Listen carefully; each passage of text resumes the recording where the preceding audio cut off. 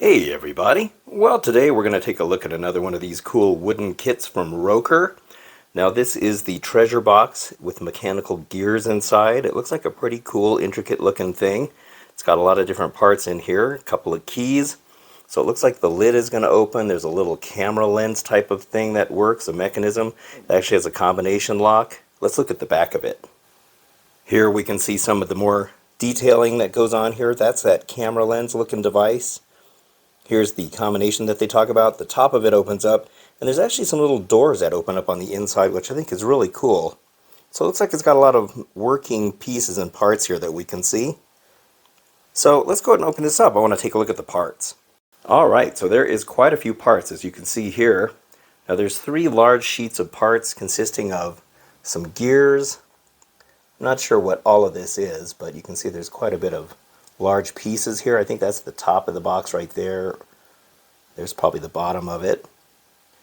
Look at all the gears on here. There's a lot. There's a lot of stuff going on with this. Now, one thing I do like about these Rokr kits is they do actually label their parts. Like right here you can see it's B6, B7. Not all of these kits do that, but Rokr is very good. Although I do think that all these kits are made by the same company. At least that's my suspicion anyway.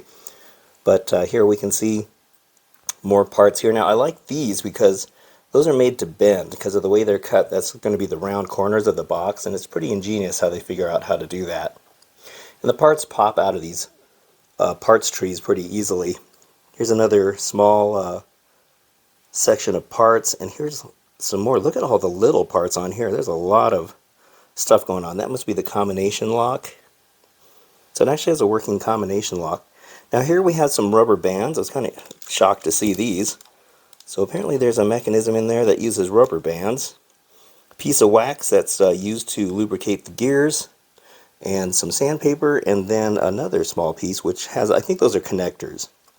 Alright, this looks like it's going to be a pretty cool kit to put together. In the instructions here, it has an interesting section here that shows the codes that you can use for making the combination for your combination lock. Here it says unusable password, so I guess you can't use those. And then on this page, look at all these. These are all the ones that you can use, I guess. So I guess the secret here is to make sure you remember what you set your code for. So it looks like they have something up here about that, and over here as well. So the rest of this should go together pretty good. I've done quite a few of these kits, and I really enjoy these. I think they're a lot of fun, and they go together really nicely, and they're not expensive. Here's a lot of stuff going on here. So it's a relatively thick book. It's one of the bigger sets that I've put together in a while. Alright, well, I guess I'll get started on this, and if there's anything interesting, I'll cut in and we'll talk about it. Okay, so this part of the build is pretty brutal. This is the whole combination lock assembly, and there's a lot going on in here, as you can see, and you got to make sure you follow those instructions absolutely to a T. Otherwise, it's not going to work. So you can set your own combination, and that's cool. I think that's cool that it does that. See, look at all the stuff going on in here. Now that rubber band, it actually, let me see if I can, you can see it right, let me see if I can show you where that's at. Oh, it's right up here. Okay, so there's that, and it goes down over here. See how it's kind of pulled over right under there? So it puts tension on there. So when you're putting this piece of wood right here on, it's pretty tricky because you are stretching it over here and you're trying to interlock it into here, while all the while this thing is trying to keep, pulling over in this direction, and then you also got to lock it in these tabs here. So I will say that this little hammer that I got from building that that book nook that looks like a forest with the deer in it, this came with that, and this comes in super handy for hammering these little things in here, because it's really sometimes not the easiest thing to get that in there, especially when you got tension being pulled on the rubber band. So you can hammer it that way, you can hammer it that way. So I will say that that came in really handy. See, that's what the other side looks like. So hopefully I did everything right and the combination's going to work, because man, I'm telling you, that was something else. Alright, well, I still like the build so far. And here it is, all complete, and this was a really cool little kit. I really enjoyed this. I've had my eye on this for a while, and I just never got around to building it, and I'm really glad I finally did. So this thing goes together pretty darn good. I'd say that it's not really made for a beginner if somebody hasn't really done these wood kits before. This one's kind of more of an intermediate kit. There's a lot of stuff going on for this combination lock in there. I showed you the inner workings. There's also a lot of stuff going on up here at the top. You can also see what's going on there. I'll show you how that works. And there's just a lot of gears going on. I love the curvature of the way the sides go. This is kind of like that same kind of material that they use where they make it so that the wood is actually flexible. They do the same thing on the edges here, which I think is great. You can see some stuff going on back here, and then I'll show you what that does as well. But this is really cool. Alright, so let me show you the combination lock. Okay, so right now it is open. You can actually open this. Now what you got to do to lock it is you just turn the dial here counterclockwise several times. And now I should mention that when you first put this together, everything's a little bit stiff. And so after you've moved it around a little bit, it starts to loosen up. And also use that wax because you're really going to need it. Okay, so now that I've turned that, see how this is locked now? So what you do is you keep turning it counterclockwise a couple times. And then I set the combination to 497. You can set it to just about anything I showed you in the instructions, except for certain numbers. I'm not sure why certain numbers don't work. It's probably just the way the gear mechanism is. So the first thing we're going to do is turn this over to 4. And now you'll see the little arrow right here. See that? So let's go ahead and turn this to 4. All right, like that. And then we turn it clockwise, and you pass the 4 all the way to 9 right here, and you can even hear it click a little bit. And then we go back and we pass that number. We pass 9 once, and then it comes back to 7. Oh, actually I guess I only had to turn it to the 7, but you can hear it click right there, and then it opens up. And here you can see the little locking mechanism which goes inside this little hole. So that's how it works. So that is really cool, and thank goodness it worked because I wasn't sure I did it right. So make sure you, if you decide to get this, you really have to pay attention to that combination lock section. Okay, so it does come with these little keys right here. You actually put these together. And so the whole point of that is these little holes back here. So see how there's like a cross or a plus sign? So you match it up to the little inner pieces in here. So you just only put these in here like this. We match it up